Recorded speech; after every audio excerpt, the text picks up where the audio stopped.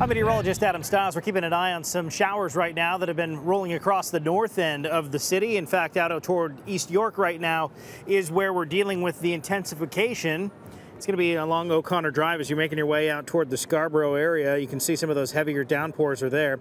As you take a look at what's going on here with the wider view, you can see back in through the Fergus area, we're dealing with a few of those showers, but there's a gap into the west end of the GTA here at this point. So we're in pretty decent shape. That shower that came rolling through the north has moved off and is going to continue across the north end of the GTA, but we're going to get back into this here as we head in toward the later evening hours, closer to 9 o'clock here for the GTA. So that's what we're going to be keeping an eye on, the potential for some of that thunderstorm activity to still hold on here as we go through the evening hours.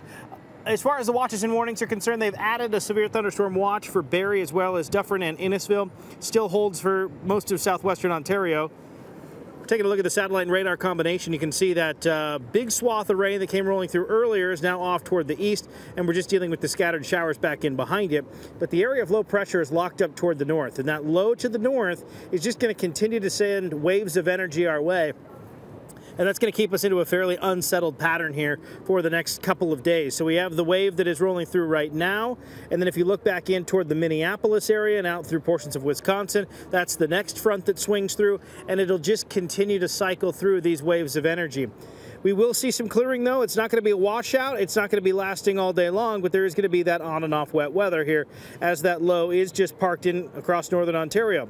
So another round of showers and a risk for thunderstorms are possible during the day tomorrow, and they are going to be sort of short-lived events that we're going to see. Nothing too widespread, but we may even see a few of those showers lingering into Wednesday as well.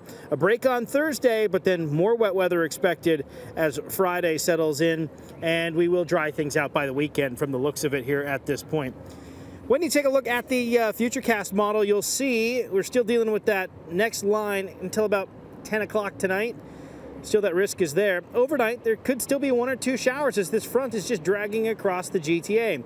They shouldn't be that intense, though, as we head in throughout the overnight hours. As we get in toward the early morning, we'll see some clearing coming our way, and we are going to find some sunshine to get the day started here for most of the GTA. And then into the afternoon, another round of showers and risk of thunderstorms popping up from 1 o'clock to about 5 o'clock there into the evening. We won't see much in the way of rainfall, but if we do get a couple of those heavier downpours, it'll be fairly localized.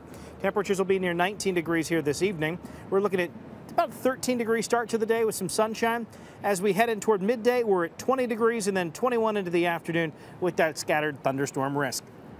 A lot of 20s, a lot of 21s here throughout the week. Again, not a washout, but basically the 3 out of the remaining 4 days have some wet weather in the forecast. Storms tomorrow, storms again possible on Friday. Drying out, though, as we get into the weekend. It is going to be a little on the cooler side, though, with temperatures near that 18-degree mark.